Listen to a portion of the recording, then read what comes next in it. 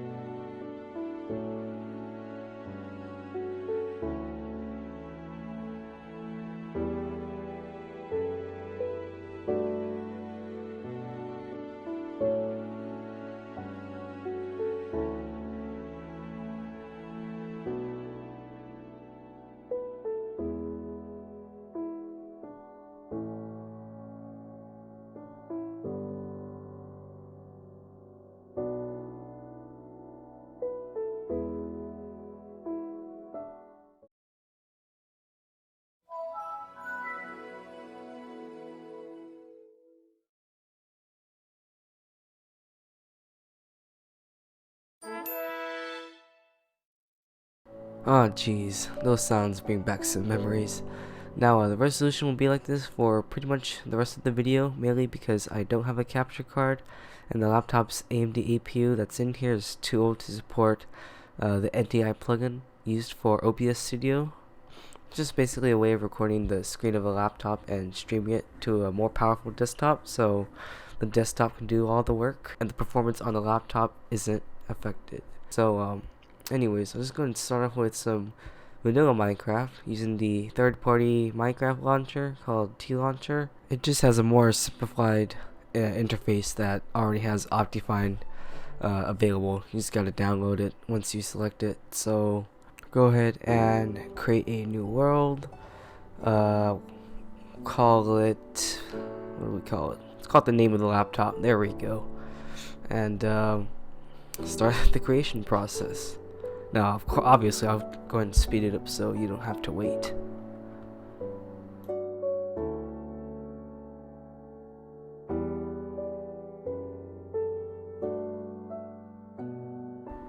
Alright, we're in, and first off, things aren't looking that good. It still has to load all the chunks in. Now, if you notice, I go into the settings here and I turn down the entity distance. That was my mistake, my fault. Don't worry, it won't be like that for the rest of the video. I'll be resetting the video settings back to normal when I go into the later mods, so don't worry about that. Most of the settings are still the same. Now, just looking from here, it's doing okay. I wouldn't say it's fast by any means, but once things start loading in, the FPS starts to get a little bit better. So again, it's just with the vanilla settings, nothing's changed, and seems like we're getting a pretty good stable frame rate for right now. I'll go ahead and leave the gameplay running in the background so you can see for yourself. Skip to this time frame if you want to see when I test Optifine. Also, I don't know why there's no sound. The rest of the videos have sound, but for some reason I guess Adobe Premiere Pro just doesn't want to include sound in this video. The raw footage has the sound, but whatever.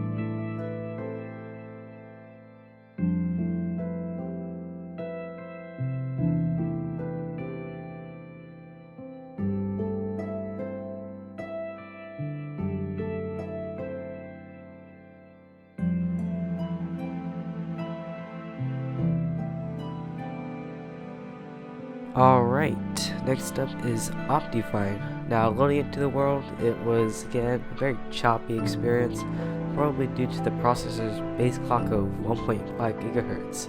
But after the loading is done, it's fairly playable with no settings changed. Now again, just go ahead and skip to this timestamp if you want to see the next performance enhancing mod used, or FPS increasing mod, whatever you want to call it.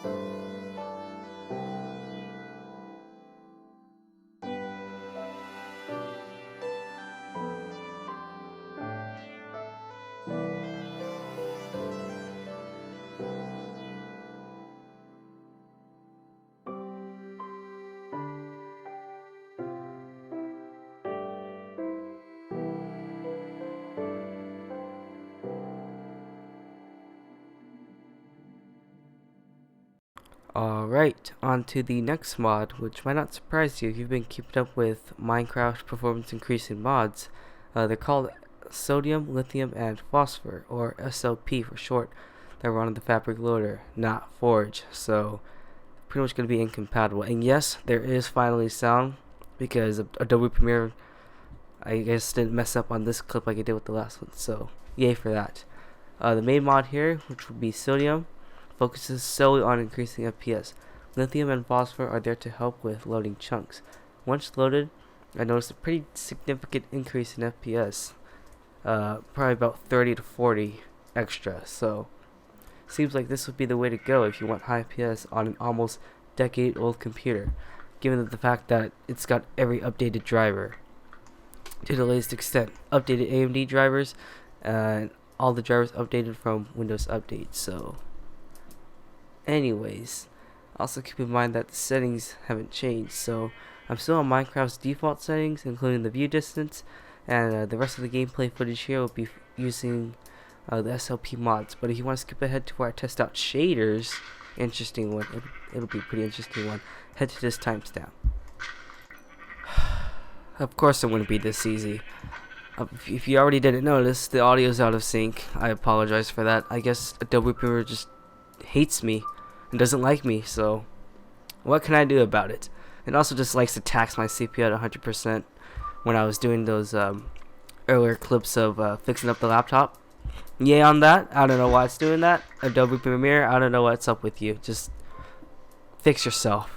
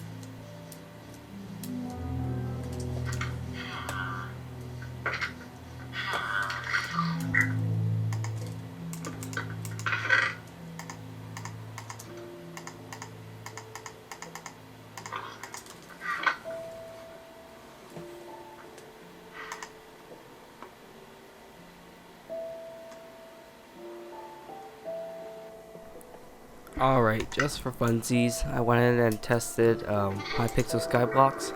The hub, it's just because there's a lot of people and buildings and blocks around. Of course it'll struggle. I also ran this with Fabric, so that must have helped as well. Heading up to my island, runs pretty good. Pretty substantial FPS from when I was just playing on single player, but all in all, running servers are pretty good okay. As long as you're not playing on like a city map with a lot of buildings, that wouldn't be as good, but as long as it's able to run it at least 30 FPS, I'd say go for it.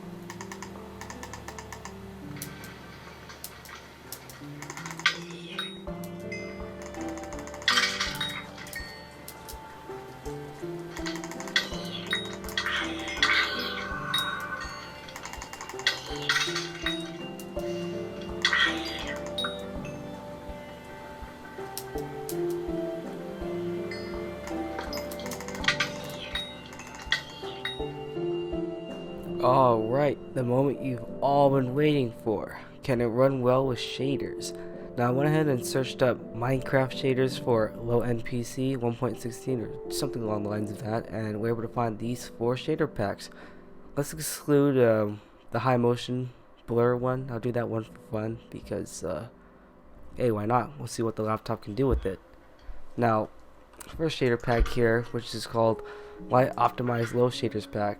Seems like it wasn't light at all, with frames of around 5 per second. Yeah, don't be fooled by the name. This is completely unplayable, even with the render distance lowered, animations turned off, and details reduced. It's just not a good experience. I wouldn't recommend downloading that one if you were gonna try and run it on a low-end PC. It's just not playable at all. Alright, one shader pack and video setting reset later, we move on to the next shader pack, being the Silder Shaders Lite. And to be honest, I'm not surprised. It was still a stuttering mess, but I found out that with animations turned off and some details reduced, it is still playable. I know I broke my own rules about not being able to change any of the settings, but I personally think that this one might be a good pack to use. Keep in mind the 12 chunk render distance remains the same, along with smooth lighting. I did change it to 6 chunks, but then back up to 12.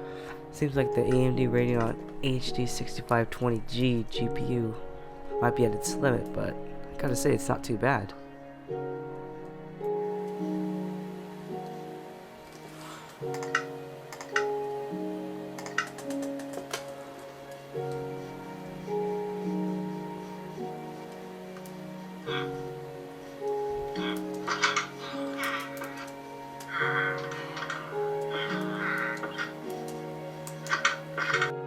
Alright, the next shader pack we're going to be testing is the BSL version 7.2 shader pack, and it did take a while to load up, so just wanted to skip ahead to where it did. And once it did load up, the graphics were good, but the frames were horrendous. It was pretty much just like that first one I tried, so I didn't really bother turning down the graphics because it just wasn't worth it. Let's just move on to the Silder's medium shaders.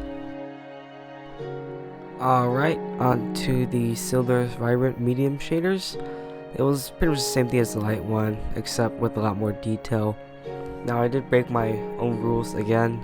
I turned some settings down with a render distance of to 8, smooth lighting off, the smooth lighting level off, all animations off, and pretty much the same details were turned off or lowered. So I did get it to a playable frame rate, and you know what? I gotta say it's not that bad. So if you want to move on to the medium version from the light, then feel free, but just make sure that some settings are turned down. Again, I know I broke my own rules, but I personally think that these shaders are really well optimized for low-end hardware, especially like this. Oh yeah, quick tip, if you want to get more FPS, just exit out of full screen and go into windowed mode.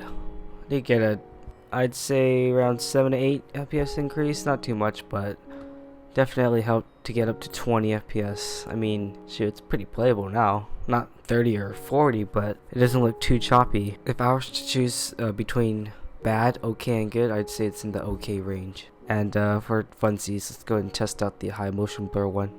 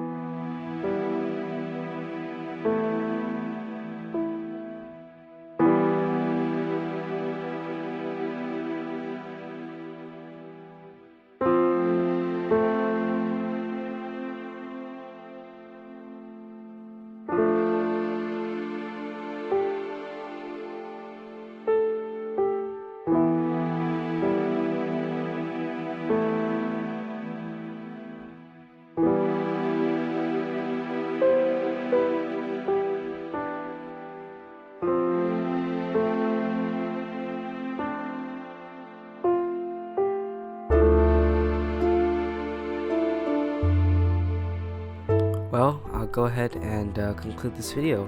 All in all, if you're going to run Minecraft on a computer from 2011, your best choice is using the SLP mods. I'll provide a link in the description below on how to install them. Just make sure you have the latest drivers for your graphics card or whatever GPU you have. Shaders are an option, and I sadly couldn't run them on Minecraft default settings, but just make sure to lower some settings and don't be fooled by the name of the shader you get. Guess that sums everything up. If you liked this video, make sure to leave a like and subscribe to the channel for more content like this, as it just makes me motivated to do more.